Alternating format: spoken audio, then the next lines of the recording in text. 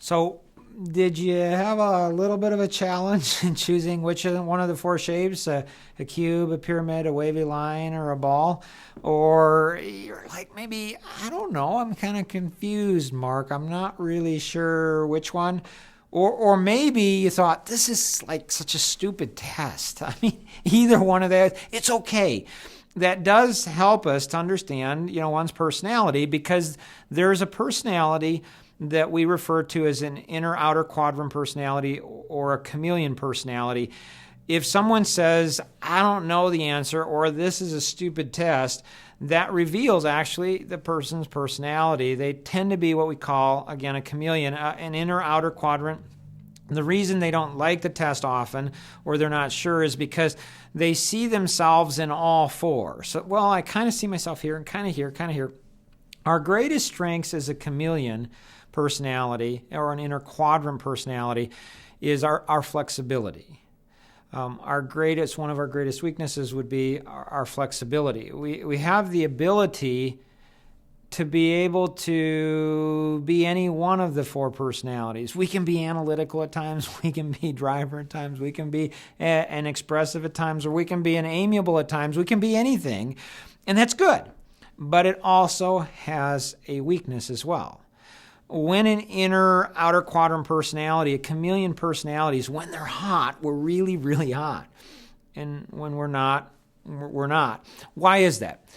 The reason for that is we're analyzing when we're hot. We're analyzing when we should analyze. We're executing when we should execute. We're focused on the task when we should the task, and the people when we should the people.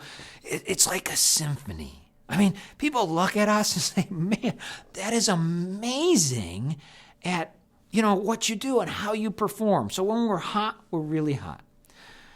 When we're not, that's another story, and we're really off. We're off just a little bit, but that little bit makes a huge difference in every aspect of our business, our life, everything that we do. And the reason we're off just a little bit is that we're analyzing when we should execute. We're executing when we should analyze. We're focused on the task when we should the people, and the people when we should the task. So we're off just a small portion, but that small portion makes a huge, huge difference. And so the coaching advice to us as inner quadrant personalities is that be willing to be coached at a very high level, which is what we call counterintuitive coaching. It's doing the opposite of what we think we ought to do. And so if we think we should analyze, let's execute. If we think we should execute, let's analyze. If we think we should focus on the task, let's focus on the people. Focus on the people do the opposite of what we think we need to. The other coaching advice that I would give to the inner outer quadrant, the chameleon personality, is we need to be careful because we can be a little bit judgmental. We like to be in environments where there's a lot of flexibility. We don't like to be deeply analytical or deeply aggressive or deeply outgoing or deeply amiable.